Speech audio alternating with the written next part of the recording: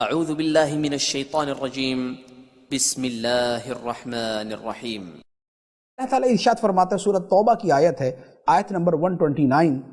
ارشاد فرمایا، حسبی اللہ لا الہ الا ہو علیہ توکلت وہو رب العرش العظیم۔ تو تم کہہ دو کہ مجھے اللہ کافی ہے، مجھے اللہ کافی ہے، اس کے سوا کوئی معبود نہیں، اسی پر میں نے بھروسہ کیا اور وہ عرش عظیم کا مالک ہے۔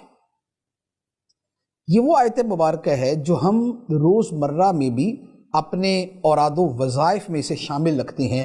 حسبی اللہ لا الہ الا ہو علیہ توکلت وہو رب العرش العظیم۔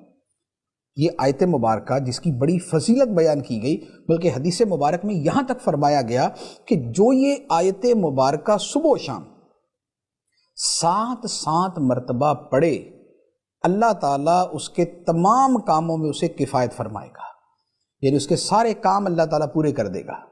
اعلیٰ حضرت امام اہل سنت مجدد دین و ملت امام احمد رضا خان علی رحمت الرحمن ارشاد فرماتے ہیں کہ فقیر کے پاس، یعنی کہ میرے پاس، اعلیٰ حضرت فرماتے ہیں، مختلف اوراد و وظائف کے بڑے بڑے رجسٹر موجود ہیں، کتابیں موجود ہیں، لیکن فرمایا کہ الحمدللہ میرے سارے کام انہی وظیفوں سے ہو جاتے ہیں جو نبی کریم صلی اللہ تعالیٰ علیہ وسلم نے بیان فرمائے ہیں، اور اس میں بطور خاص اعلیٰ حضرت علیہ رحمٰ نے اپنا یہ وظیفہ بیان فرمایا کہ صبح و شام 7 مرتبہ یہ پڑھا جائے، حسبی اللہ لا الہ الا ہو علیہ توکلت وہو رب العرش العظیم۔